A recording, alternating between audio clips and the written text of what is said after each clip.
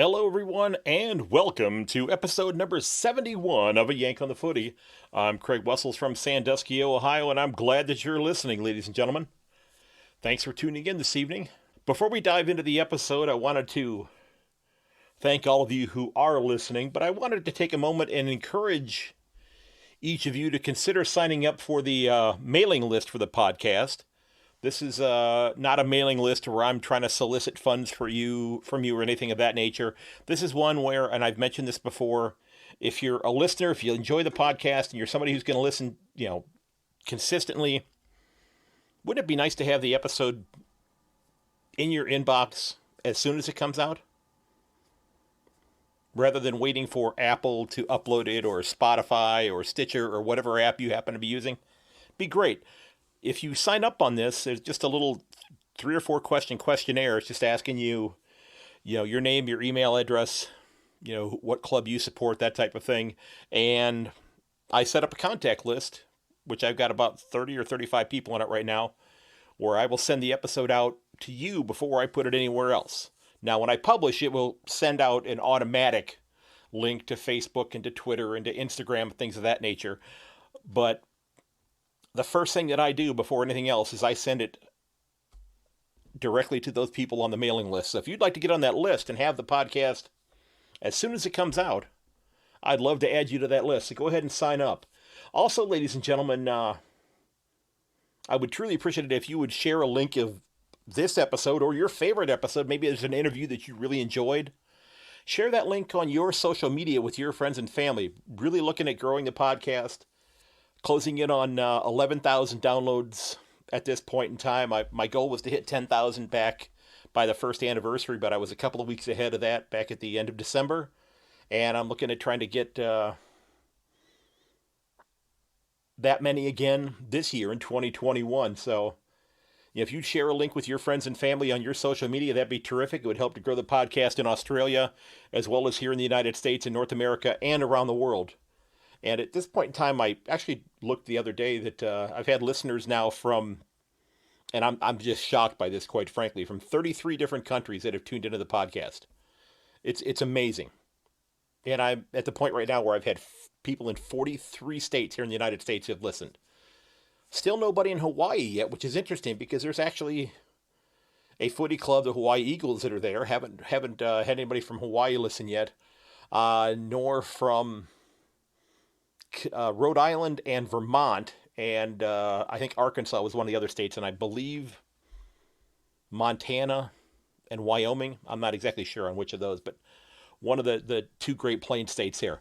Now, also, before I dive into the things I wanted to get into today, folks, just a reminder that the store page for the podcast is open up on Redbubble. I've got a link in the show notes, so if you're interested in supporting the podcast and advertising the show in a spiffy-looking t-shirt, or a sticker on the back window of your car or on the back of your laptop, I'd truly appreciate it. And any of those funds that come in from that are going to get rolled right back into the podcast to help pay for the fees for hosting the podcast on the Podbean app and for hopefully upgrading some of the equipment to make my dulcet tones sound even better than they do right now. I think that's possible, actually.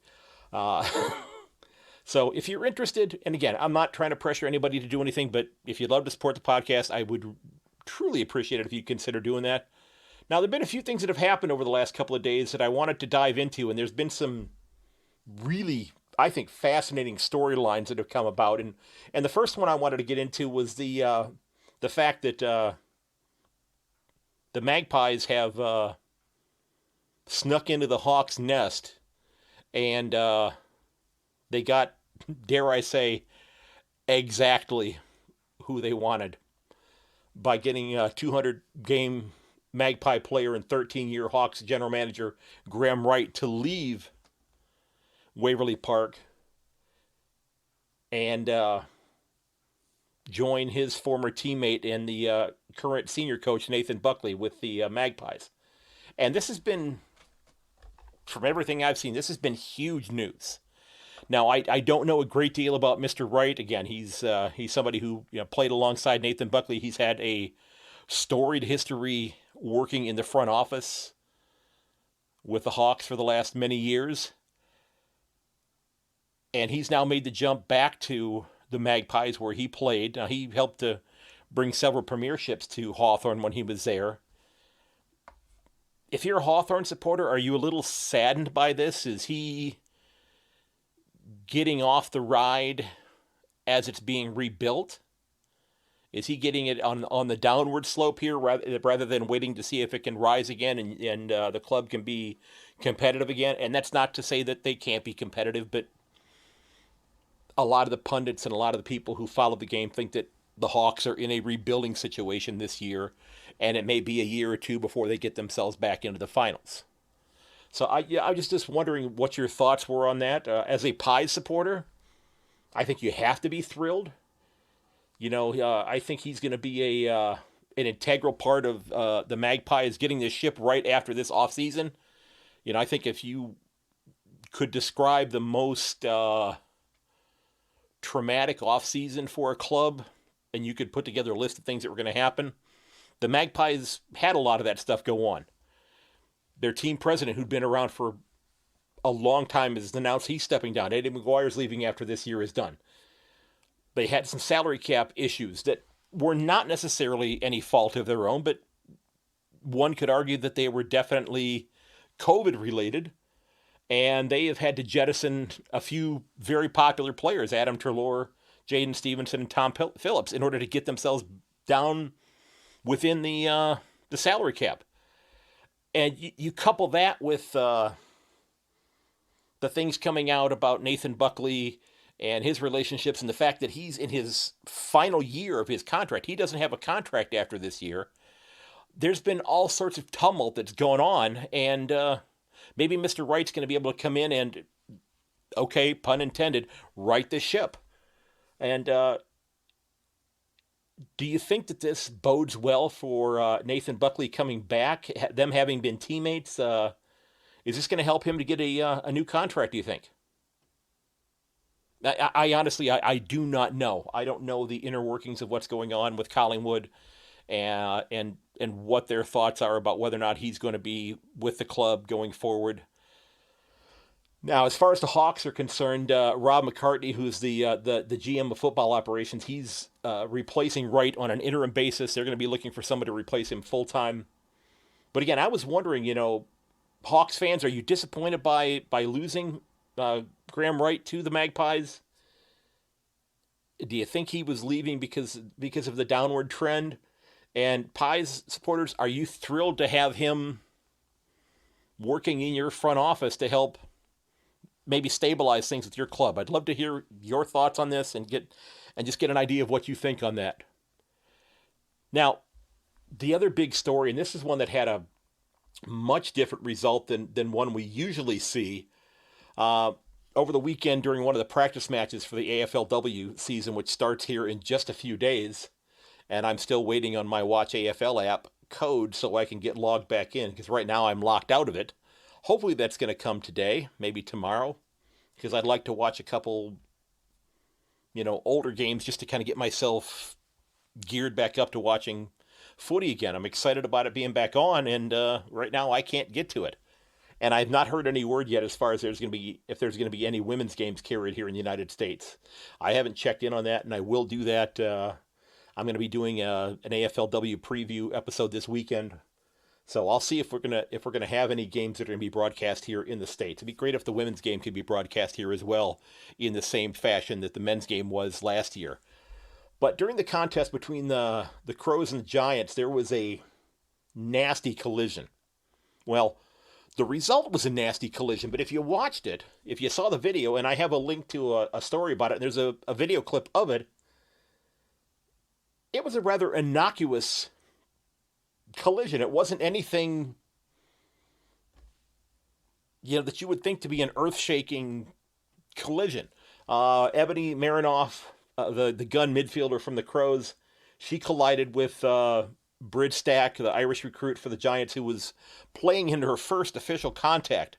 And the collision, while Marinoff was no worse for wear, and if you look at it, at the video clip, it looks as though Stack's head, which was lowered very low, she's leaned way forward trying to pick up the ball. It looks like it it collided with like the right side of Marinoff's rib cage and her shoulder. And what ended up happening is she ended up with a fractured vertebrae as a result of this. And I saw an Instagram post where she is in a neck brace and collar to help stabilize her neck as it's healing. Now, like I said, it looked rather innocuous, and again, we know now that it wasn't the case, that there was a serious injury here. And of course, they've said there wasn't any nerve damage or anything of that nature. That was simply a cracked bone. She's going to be out for this season. But Ebony Marinoff was suspended for 3 games for this hard contact. Now that's in an AFL fixture, 3 games. That's a lot, but it's not a significant amount. Players have come back from 3-game suspensions or 2-game suspensions for rough contact and that type of thing. But when you look at the AFLW fixture, they're playing a 9-game season. Her suspension right now is 1/3 of the regular season. Now, this is not to discount what happened to Brid Stack, but that's a pretty severe penalty for somebody who really didn't initiate the contact, didn't look, at least from the video that I've seen, to try to intentionally do harm to someone. But what was really interesting is that they decided to go before the tribunal and appeal the ruling, which, we see happen all the time.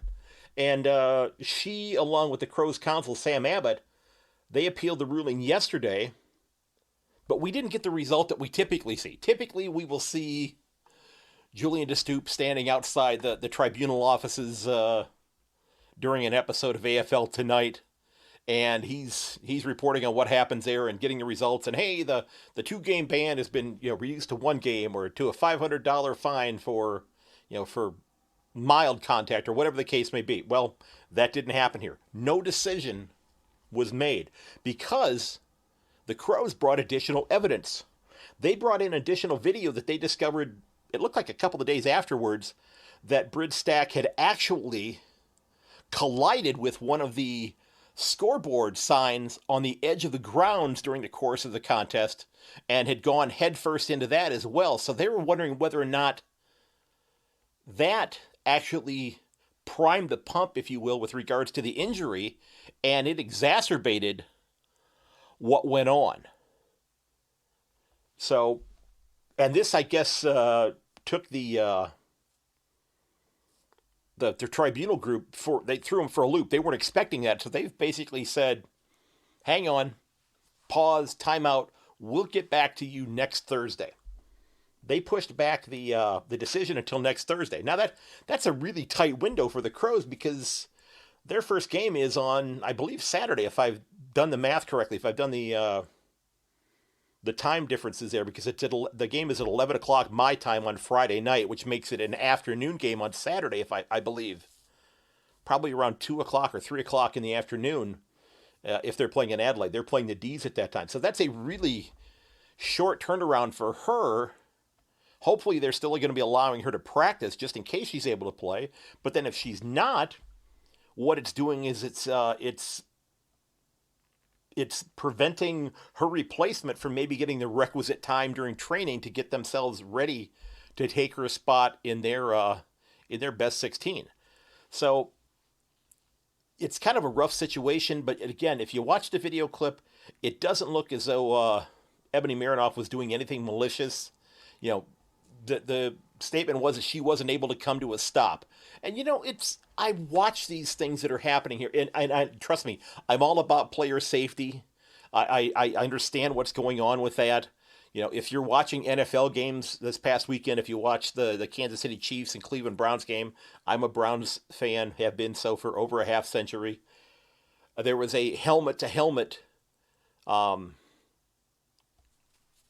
collision at the goal line where one of the Browns players was trying to score and the ball was fumbled through the end zone and ended up being a touchback. Now, that's a dumb rule in the NFL. That's neither here nor there. But they didn't call that the helmet-to-helmet contact on the player from the Chiefs. and it's something that should have been a penalty. It should have been a personal foul. It should have been a first down right there. The Browns should have gotten the ball back right there, and maybe they would have won the game and be one step away from the Super Bowl, which is something they never played in before. But that didn't happen. So, I understand the idea of player safety, but, the people in the tribunal were saying, well, the Marinoff should have been able to stop. I wonder if we put them in that position, would they be able to be able to stop? I really don't know if they'd be able to. It's walk a mile in somebody else's shoes, or walk a kilometer in somebody else's shoes, I guess, in this case. So, I don't know what's going to happen with this. It's going to be several days before the tribunal makes their decision, because they're going to be looking at this additional footage and then deciding upon what they want to do with regards to whether or not they're going to allow her to play, whether they're going to maybe reduce the suspension from 3 games down to 2 or 1, or they're going to say, well, you know what? That other contact is what caused this, and you're free to go. You can go ahead and play in round 1. So I have a feeling she's probably not going to play round 1 either way. But, hopefully that gets reduced, I would think, because it wasn't something that she was intentionally trying to do. She wasn't trying to hurt her, which I know doesn't always matter. That sometimes the tribunal will make decisions where that doesn't much matter one way or the other. So, we'll see what happens. Now, one of the other things that I saw, and this is something that I know that I've mentioned on the podcast before and other people have talked about. In fact, an episode just recently, I know I linked a song from YouTube about this situation, but according to SEN, and I linked the article in the show notes, the Tasmanian Premier, and I'm hoping I'm getting his name pronounced correctly here. I tried to look for it, Peter Gutwein, and I'm hoping I'm pronouncing it correctly. Gutwein, he kind of issued an ultimatum to the AFL. Dare I say he put his footy down. Okay, that was bad, I know. For close to 20 years, from what I've been able to figure out, both Hawthorn and more recently North Melbourne have been playing regular season games in Tasmania. Okay, whether that be in Hobart, or I think the other town is Launceston. Is that how it's pronounced, Launceston? I'm honestly, I'm not sure. But Tasmania has been pushing for their own team. And they've embraced this partnership with the Hawks and with the Roos, welcoming them there, drawing decent crowds, but they've wanted their own team. There's a group that's been pushing for this. They've got their own logo already. They've got the Guernseys designed. I've seen them. I'm going to talk about that here in just a second, because one of the clubs here in the States is actually using their logo with their permission, of course. And I'll get into that here in just a second, because it's from a previous episode. But there had been talk that this license, the 19th AFL license, was going to be coming to them here soon, and that by 2025, Tasmania was going to have their own club. Now, if you've got 19 teams, you pretty much have to have a 20th, because if you think about it, if you have an odd number of teams, every week you're going to have a bye week. So round 1 of a season, somebody's going to have that week off. Round 22 of a season, somebody's going to have that week off. And if that's somebody who is going into finals, that might give them a distinctly unfair advantage going into the finals, allowing injured players to get healed up. So if you're going to have 19 teams, you probably need to have a 20th, and that's where you have to figure out, well, where does that one go? I know there's been talk about a third club in Perth, and some folks have contacted me and said, not going to happen. I've heard the possibility of Darwin. And from everything that I have seen, it would be really tough to play in Darwin during the AFL season. You think about how difficult the climate was and the weather was for the team. I know there were 2 games there this year. I believe Essendon and Richmond played one of the games up there, and there was a second game during I can't remember the weekend that it was right now, but it looked pretty hot, pretty humid. So I don't know how well that would work. Would you have to have a domed stadium? like Marvel Stadium? And is the Darwin area large enough to be able to support the extremely high cost of having a domed stadium? I don't know. I don't know if they do or not. But Premier Gutwine has said that if he doesn't have some clarity and some answers about the club coming to Tasmania permanently as their own club, that he's not sure he wants to renew the agreement with Hawthorn and North Melbourne after this year, which I believe this is the last year that they've got an agreement to play games there. Because I believe both clubs are supposed to play 4 games in Tasmania this year for a total of 8 games there, which is fantastic. And, I know that it's something that nobody wants to think about, but, we've seen teams relocate and move from one place to another. Now, as I mentioned, I'm a Cleveland Browns fan. Our team was taken away from us. I would not wish that on anybody. I wouldn't wish that on a Hawks supporter. I wouldn't wish that on a North Melbourne supporter or anybody else for that matter. So hopefully they're able to get this resolved and get the license for the 19th club, or simply write it off and say, you know what, Tasmania, we're not going to be able to make it happen. But one of the arguments that I've seen about this with regards to Tasmania has been the thought that they would not have the finances to do this, that they would not have the economic backing of a large corporate sponsor or something of that nature. And I did see where, in an article that I linked to in the show notes, that, and this is from a couple of years ago,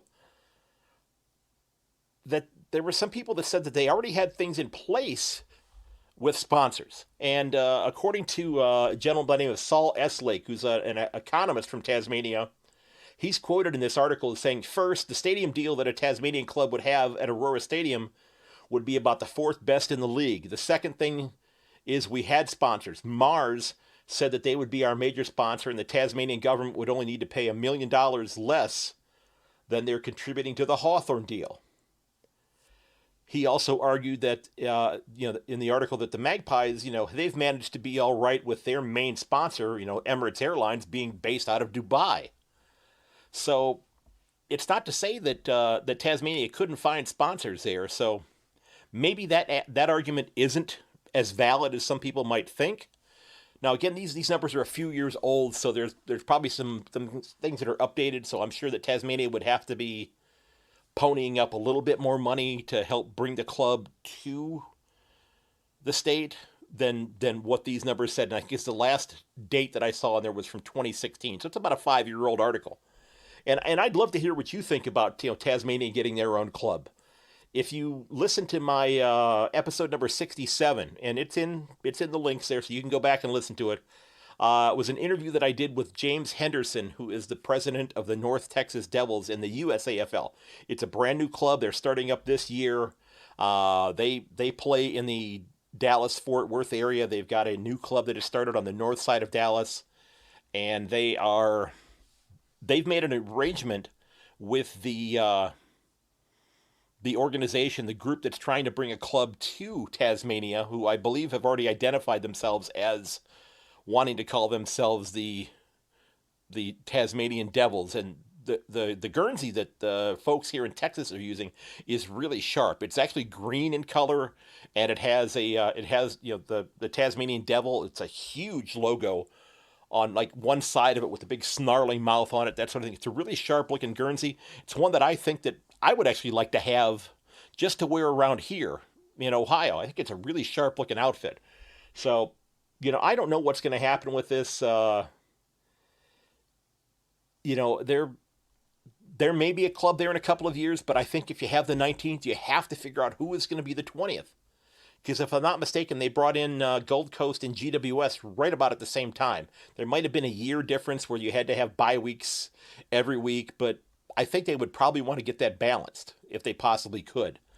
Now, the last story that I wanted to get to today to me, it's a real heartwarming one.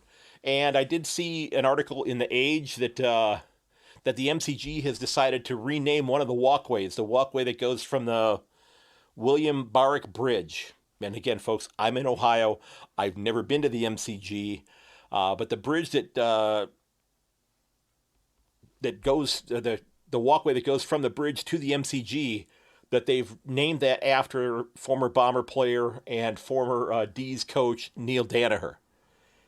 And I've seen Mr. Danaher interviewed a couple of times. I've seen him give speeches and such, and and he's such an inspiration, and he's dealing with so much in his life, and I think it's not a huge tribute, but it is a significant tribute to somebody who is working so tirelessly to bring recognition to the Fight MND campaign that he's been part of, where they're battling the motor neuron disease.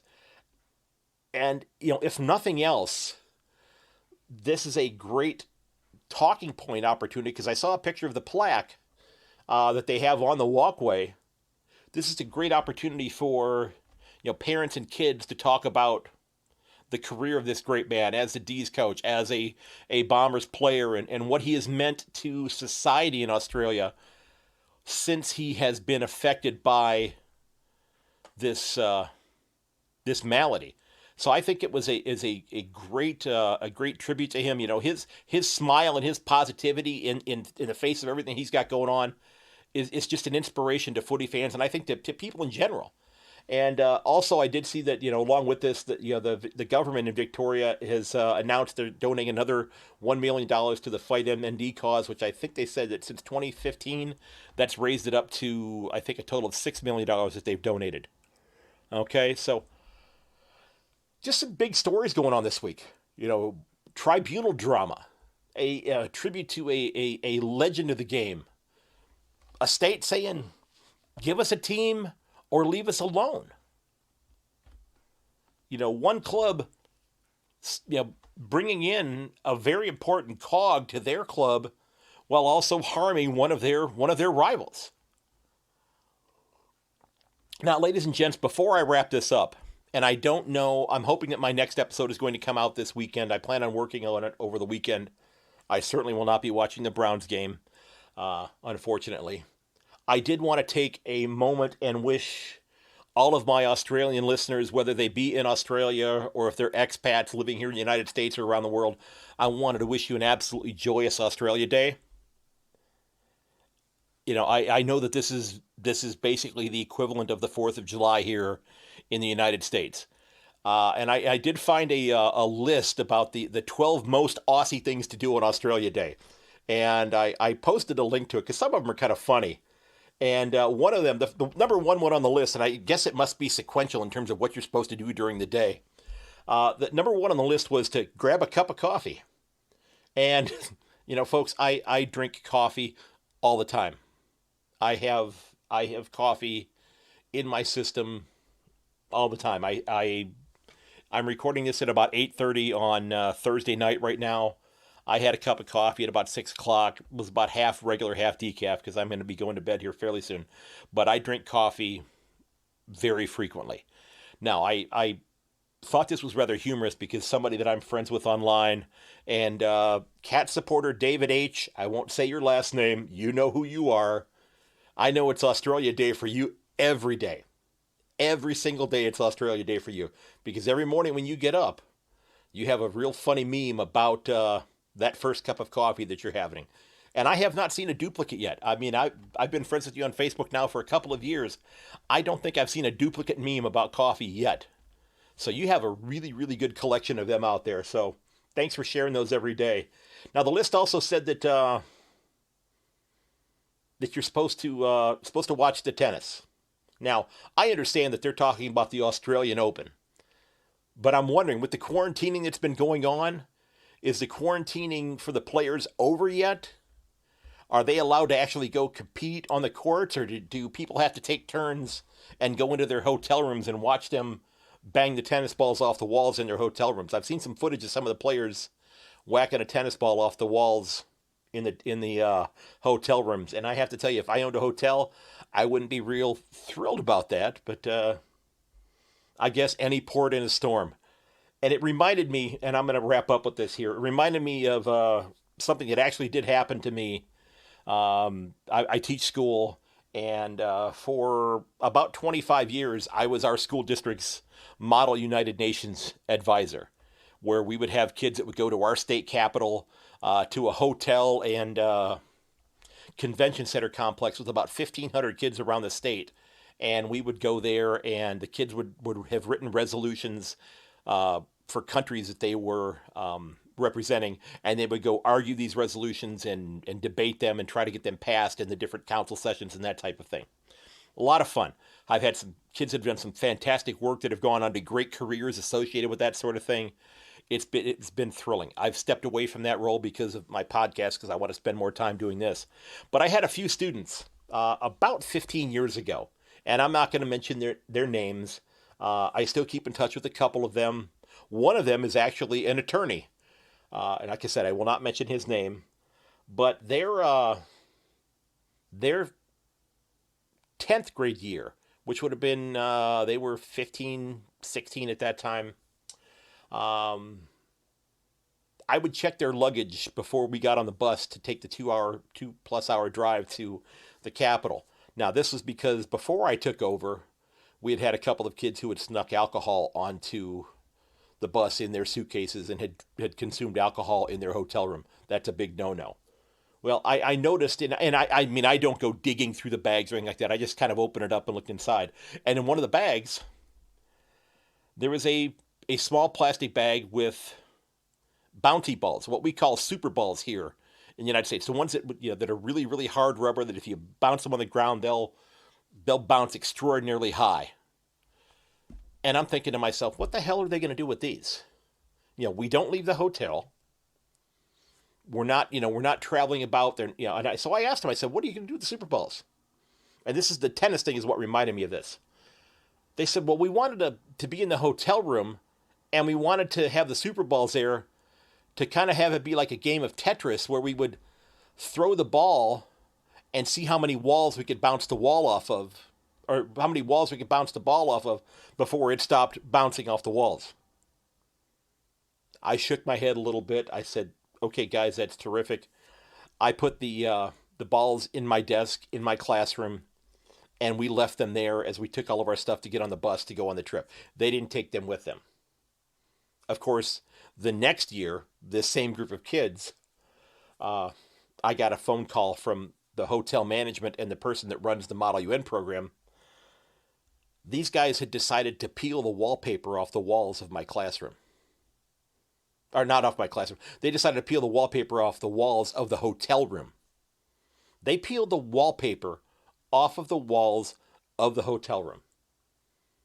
What makes somebody think to do that? That was certainly a question that I asked them. And one of them said, well, the one corner was loose, and we just started pulling on it, and the whole thing came off. And then we wanted to make it look even, so we peeled the rest of them off. And it wasn't like it came off in chunks or sections. The whole swath of wallpaper came right off the wall, on an entire wall. So I'm standing here looking at the manager of the hotel and the guy that runs this program, and they're looking at me like, what kind of kids are you bringing here? And, well, I contacted parents, and the parents had to cover the cost of putting up new wallpaper in the room. And those kids did not go back to the Model UN program the next year, because I did not want to see what was going to happen next. If we were going to bring super balls and they were going to peel wallpaper, I didn't want to know what the next thing was going to be. So it was that was a bit of a traumatic weekend for me. And yes, I was still drinking coffee at that time. So, ladies and gentlemen, I know that's not footy related, but it just kind of reminded me of that. Again, happy Australia Day. I hope you have a fantastic day. I hope that you're allowed to get out and be with your family and your friends. Celebrate. Wear your mask if you still need to be wearing your mask. I know people are thrilled about that. We're still doing that here. We have a new president here in the United States. I'm staying away from all the political stuff as far as that goes. That's not part of my podcast. But I hope everybody has a safe and joyous Australia Day. Now, ladies and gentlemen, don't forget, if you'd like to sign up for that mailing list, it has a link in the show notes for it. It'll take you just a minute or two to fill that out. I'll add you to the list, and boom, you'll get that podcast right in your mailbox as soon as it comes out. Also, make sure to check out the storefront. I've got a link for that in the show notes as well if you want to help to support the podcast and pick up a T-shirt or a couple of stickers or something of that nature, or they have shower curtains, they have pillows, they have blankets there. Don't buy those. I didn't put those in the storefront. They put those in there automatically. I'm figuring people might buy a T-shirt or two, maybe a skin for a computer or a sticker or something of that nature to help out. The blankets, like I said, I'm not buying anything like that for myself either. So hopefully you'll consider helping out the podcast, though. Also, ladies and gentlemen, if you've got an idea for a show topic, or if you know somebody who you think would be a great guest on the show, feel free to drop me a DM on Twitter. Shoot me a note on Messenger on Facebook. I'd love to hear from you. You can also reach me at ayankonthefooty@gmail.com. Remember that you can find all the episodes for this podcast at ayankonthefooty.podbean.com. If you sign up for the mailing list, you can find it in your email. You can also find it on your favorite podcast provider, as well as on my YouTube channel. Just search my name, Craig Wessels. Now, I hope that while you're listening and you've shared the podcast episode with your friends on social media, I hope you'll consider giving a review as well. It's something that helps the podcast provider know that you like the material. Maybe it bumps me up in their algorithm and gets it out there for a few more people to see. It'd be fantastic if you could give me a review. I actually haven't had anybody give them a review in like 5 months on Apple Podcasts. I've had some great notes on Podbean, but on the Apple Podcasts, it's been kind of quiet over there. A little bit of a ghost town. And again, like I said, don't forget you can reach me at ayankonthefooty@gmail.com. I'm on Twitter at yank_on, and on Facebook and Instagram at ayankonthefooty. Now, I'm looking at moving over to some other platforms as well to try to get to more and more places to try to broaden my horizon. You can also find me, my name's Craig Wessels, you can find me on LinkedIn as well. And I have to tell you, those of you who I have connected with on LinkedIn, I truly thank you for reaching out. I thought that would be an interesting avenue to try to connect with some people who have some background in the game of footy. And I thought I might find a couple people who would be interested in coming on the podcast as a guest. I've had a couple dozen people reach out and say that they would be interested. I've had several dozen people who have connected with me on there. It has been tremendous. And these are people who have been involved in all aspects of the game, whether it be at the local level or as players or people who are playing, who are involved in coaching or in training and that type of thing. It has been fascinating. Quite frankly, it's been a little overwhelming. I've talked to some people online. I've said that it's kind of like getting a drink of water out of a fire hose. That I've had such a positive response from people on LinkedIn. So those of you who are on LinkedIn who I've connected with, thank you so very much. I truly appreciate it. And ladies and gentlemen, I want to thank you for listening. While we're fans of our teams, deep down we're fans of a game that we all love, and that's the game of footy. Don't forget that the AFLW season is starting this weekend, and they're playing a dynamic game. If you watched last year, the performance level last year was significantly better from the year before, and that was significantly better for the year before that. I can't wait to see what it looks like this year because I have a feeling it's going to be fantastic. Really excited about the AFLW season because footy's back, folks, okay? It's back, unless you're in the Northern Territories, and it's still there. So, ladies and gentlemen, thanks so much for listening. I do ask that you share the podcast with your friends and family, and ladies and gentlemen, may your dribble kick never hit the post. I'll catch you later.